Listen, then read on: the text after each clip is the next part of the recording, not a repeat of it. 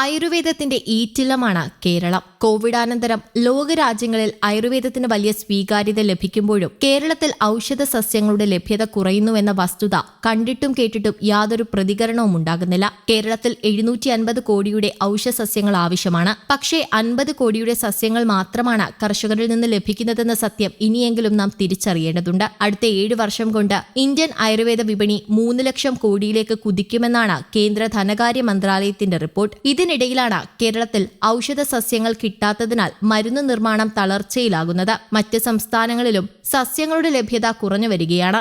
ഔഷധ സസ്യ കൃഷിക്ക് സഹായവും സബ്സിഡിയും ലഭിക്കാത്തതാണ് പ്രധാന കാരണം. പൂർണ്ണമായും നശിപ്പിക്കുന്ന രീതിയിലുള്ള വിളവെടുപ്പും കാലാവസ്ഥാ വ്യതിയാനവും തിരിച്ചടിയായി. സംസ്ഥാന മെഡിസിനൽ പ്ലാന്റ് ബോർഡ്, കൃഷി, ആയുഷ് വകുപ്പുകൾ, ആയുർവേദ ഔഷധ നിർമ്മാതാക്കൾ, കർഷകർ എന്നിവരുടെ കൂട്ടായ്മയിലൂടെ ഔഷധ സസ്യകൃഷി വിജയകരമാക്കാൻ കഴിയുമെങ്കിലും അതിനുള്ള നടപടികളും നടപ്പിലാകുന്നില്ല. കേരളത്തിൽ ഔഷധ സസ്യങ്ങളുടെ ലഭ്യത 50% കുറഞ്ഞു. 10 മുതൽ 15 വർഷത്തിനുള്ളിൽ ഭൂരിഭാഗം സസ്യങ്ങളും ലഭ്യമല്ലാതാകുമെന്ന ആശങ്ക വിദഗ്ധർ പങ്കുവയ്ക്കുന്നുണ്ട്. ത്രിഫല, ആര്യവേപ്പ്, ഇരട്ടിമധുരം, ചിറ്റമൃത്, ശതാവരി, ബ്രഹ്മി, തുളസി, അശ്വഗന്ധ തുടങ്ങി കയറ്റുമതി വിപണിയിൽ മുൻപന്തിയിൽ നിൽക്കുന്ന ഔഷധ സസ്യങ്ങൾ തരംതിരിച്ച കൃഷി ചെയ്യുന്നത് ഗുണകരമാണെങ്കിലും അതിനുള്ള സൗകര്യമൊരുക്കുന്നില്ല.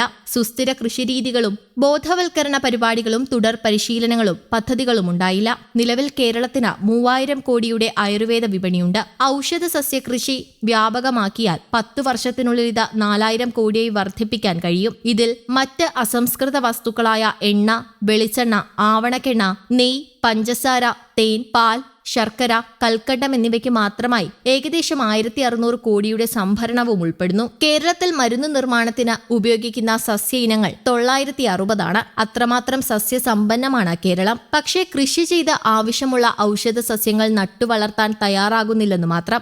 ഔഷധ സസ്യങ്ങളുടെ നിലനിൽപ്പിനായി ജനകീയ കൂട്ടായ്മകൾ വളർന്നു വന്നില്ലെങ്കിൽ സാമ്പത്തികമായി മാത്രമല്ല പൊതുജനാരോഗ്യ സംരക്ഷണത്തിലും തിരിച്ചടി നേരിടുമെന്നത് തീർച്ചയാണ്. കുടുംബശ്രീ പോലുള്ള കൂട്ടായ്മകൾക്കാണ് ഇക്കാര്യത്തിൽ നിർണായക പങ്കുവഹിക്കാൻ സാധിക്കുക. കണിവെള്ളരി, തണ്ണിമത്തൻ കൃഷികളിലാണ് ഇക്കുറി കുടുംബശ്രീ വേരുറപ്പിച്ചത്. പോയ വർഷങ്ങളെക്കാൾ വിളവ് കൂടുകയും ചെയ്തു. കുടുംബശ്രീ CDSന്റെ നേതൃത്വത്തിൽ വിഷരഹിത പച്ചക്കറികളും പഴങ്ങളും മൂല്യവർദ്ധിത ഉൽപ്പന്നങ്ങളും ജനങ്ങൾക്ക് ലഭ്യമാക്കുന്നതിന് വെജിറ്റബിൾ കിയോസ്കുകളും പഞ്ചായത്തുകളിൽ തുടങ്ങിയിരുന്നു. കുടുംബശ്രീ കൂട്ടായ്മകൾ ഉൽപ്പാദിപ്പിക്കുന്ന ഉൽപ്പന്നങ്ങളും കിയോസ്ക് വഴി ജനങ്ങൾക്ക് ലഭ്യമാകും. ഇതുപോലെ ഔഷധ സസ്യങ്ങളും വ്യാപകമായി കൃഷി ചെയ്ത ഔഷധ നിർമ്മാതാക്കൾക്ക് നൽകാൻ കഴിഞ്ഞാൽ വലിയ നേട്ടമാകും. വനമേഖലകൾ ഔഷധ സമ്പന്നമായതുകൊണ്ട് തന്നെ ആദിവാസി ജനവിഭാഗങ്ങളെ ഉപയോഗിച്ച ഔഷധ സസ്യങ്ങൾ കൂടുതലായി ഉൽപ്പാദിപ്പിക്കാൻ കഴിയും.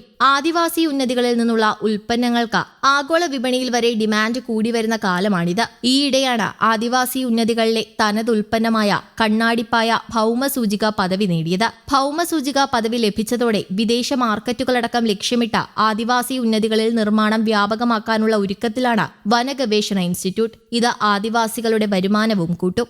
News desk, Kerala Kaumudi.